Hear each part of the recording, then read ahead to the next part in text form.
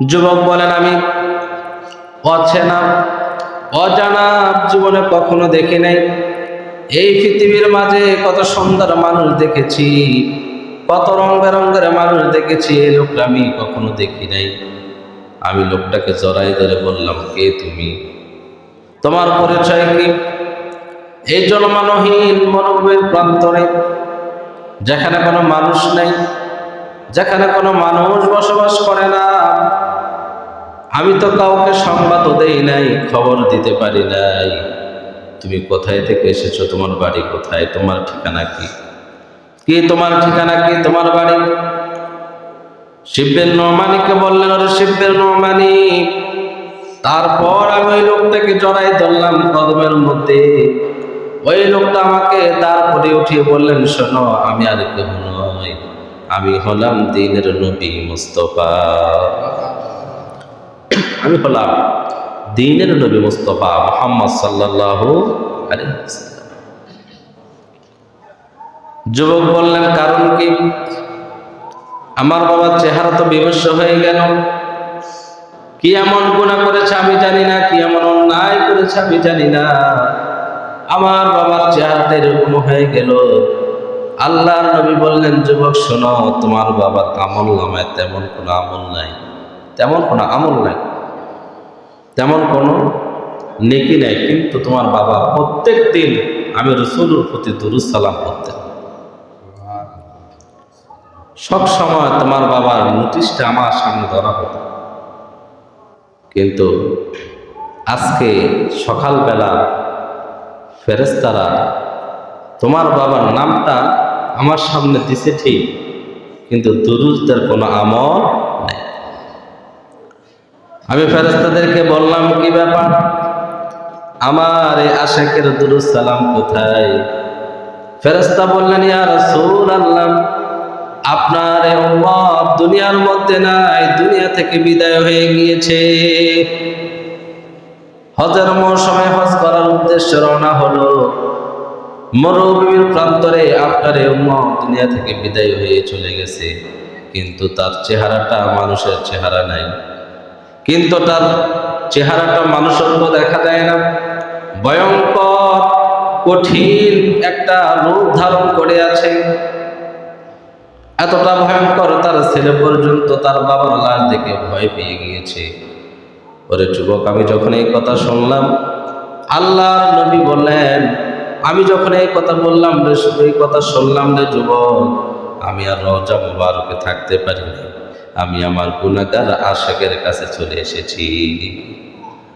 শিব বিন নোমানী রহমতুল্লাহ আলাইহি তার কিতাবে লেখে, আল্লাহ রাসূল সাল্লাল্লাহু আলাইহি সাল্লাম যুবককে বললেন, যুবক, যে আশিক আমাকে দুরূদ সালাম পাঠায়, যে আশিক আমাকে ভুলে নাই, আমি আমার সে আশিককে কেমনে বলব? আমি চলে এসেছি। যুবক বললেন, রাসূল সাল্লাল্লাহু আলাইহি সাল্লাম স্বপ্নের মাঝে আমাকে এই কথাগুলো বলতেছে। হঠাৎ করে আমার ঘুম ভেঙে গেছে। ঘুম ভাঙার পরে দৌড় দিয়ে আমি আমার বাবার লাশের কাছে গিয়ে দেখি, লাশ থেকে নূরের জ্যোতি বের হচ্ছে। সুবহানাল্লাহ, লাশ থেকে নূরের জ্যোতি বের হচ্ছে। আমার আর বুঝতে বাকি রইল না, যদি এটা স্বপ্ন ছিল, কিন্তু হাকিকত অর্থে রাসূল সাল্লাল্লাহু আলাইহি সাল্লাম আমার বাবার কাছে এসেছেন। এখন যুবক চিন্তা করলেন, কিভাবে এখন দাফন করব, কিভাবে গোসল দেব, কিভাবে কাফন পরাবো? যুবক বলেন, রাতটা আমি বহু কষ্টে কাটিয়েছি। একদিক থেকে মরা দেহ, আরেক দিক থেকে জনমানহীন জায়গা, আরেক দিক থেকে কিভাবে দাফন করাবে, কাফন করাবে, আরেক দিক থেকে কখন বাড়িতে আসবে। যুবক বলেন, সকালবেলা আমি ফজরের নামাজ আদায় করেছি। ফজরের সালাত আদায় করার পর আমি আমার বাবার লাশটা সামনে রেখে কান্না করতেছি। হঠাৎ করে পিছন দিক থেকে মানুষের শোরগোল শোনা যাচ্ছে, মানুষের পদধূলির আওয়াজ শোনা যাচ্ছে। আমি পিছন দিকে তাকিয়ে দেখি, পঙ্গপালের মতন চতুর্দিক থেকে মানুষগুলো আসতেছে। আমি প্রথম ভয় পেয়ে গেলাম, এই মানুষগুলো কারা, কি জন্য আসতেছে? সমস্ত মানুষ এসে এখানে জড়ো হয়ে গেল। আমি একটা উঁচু জায়গায় দাঁড়িয়ে তাদেরকে বললাম, আমি তো তোমাদেরকে ডাকি নেই, আমি তো তোমাদেরকে বলি নাই, আমি তো তোমাদেরকে এলহান করি নাই, তোমরা কিভাবে জানলে? আর কে বা তোমাদেরকে আসতে বলেছে?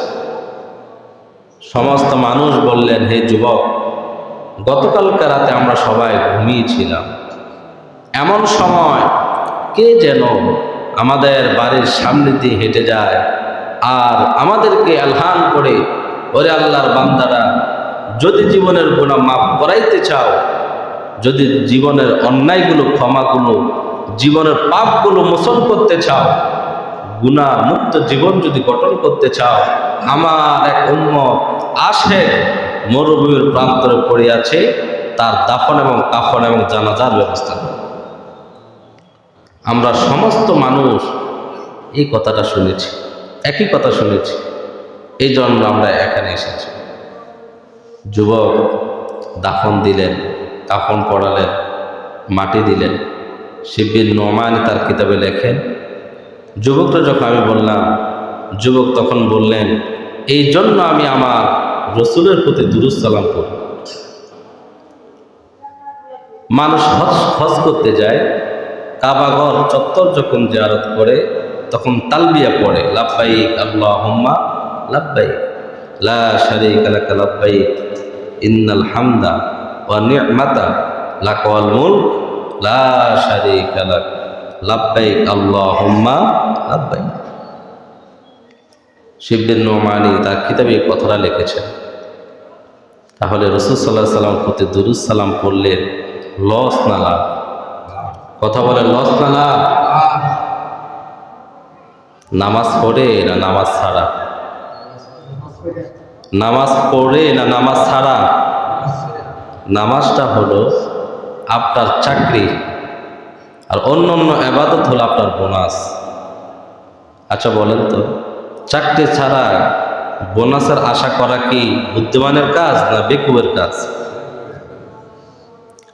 যার চাকরি নেই তার তো বোনাস নাই, যার চাকরি আছে কম হোক বেশ হোক তার কিছু না কিছু বোনাস আছে।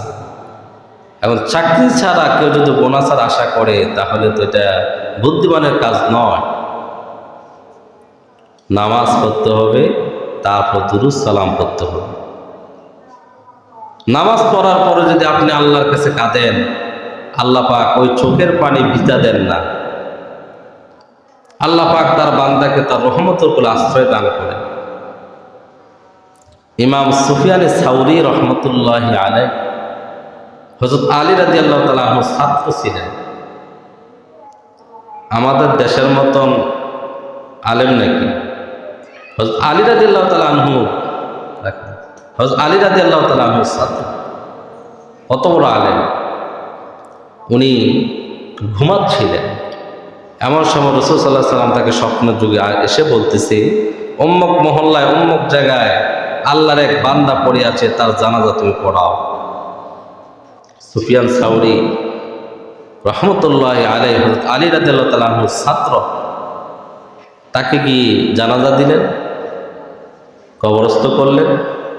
কমপ্লিট করে তিনি ভাবতে লাগলেন, এই আল্লাহর বান্দার কি এমন আমল আছে, আল্লাহর বান্দার কি এমন মর্যাদা, কি এমন আমল করতেন যার কারণে আল্লাহ রসুল আমাকে স্বপ্ন যুগে এসে তার জানাজার পড়ানোর কথা বলেছেন, দাওয়াত দিয়েছেন। ওনার অন্তরে মাঝে একটা ধাক্কা লাগে। এলাকার মানুষকে জিজ্ঞাসা করলেন, তার কি এমন আমল ছিল? বলে, না তেমন তো কোনো আমল ছিল না, দেখতাম 5 ওয়াক্ত নামাজ পড়তো কৃষক মানুষ, এছাড়া কোনো আমল তো আমাদের চোখে পড়েনি। উনি বাড়ির মানুষকে জিজ্ঞাসা করলেন, বাড়ির মানুষ একই কথা বললেন। উনি কোনো উত্তর পাচ্ছে না, কারণ আল্লাহ রসুল তাকে দাওয়াত করেছে তার জানাজা পড়ার জন্য। সে তো সাধারণ মানুষ হতে পারে না, যদিও তার চলাফেরা সাধারণ, যদিও তার উঠা বসা সাধারণ, যদিও তার পোশাক আশাক সাধারণ, কিন্তু আল্লাহর দপ্তরে সে কবুল। আমাদের দেশে এমন কিছু মানুষ আছে, তাদেরকে দেখলে তত একটা পছন্দ হয় না, কিন্তু তারা আল্লাহর কাছে কবুল। আল্লাহর ওলি হতে বংশ লাগে না, আল্লাহর ওলি হতে সুন্দর চেহারার অধিকারী হওয়া লাগবে তার প্রয়োজন নাই। যে কেউ আল্লাহর ওলি হতে পারে যদি মানে একজনকে, তিনি কে? আর যে আল্লাহকে ভালোবাসে, আল্লাহকে মহাব্বত করে, আল্লাহ পাক সারা পৃথিবীর মানুষের অন্তরে তার ভালোবাসা ঢুকিয়ে দেয়।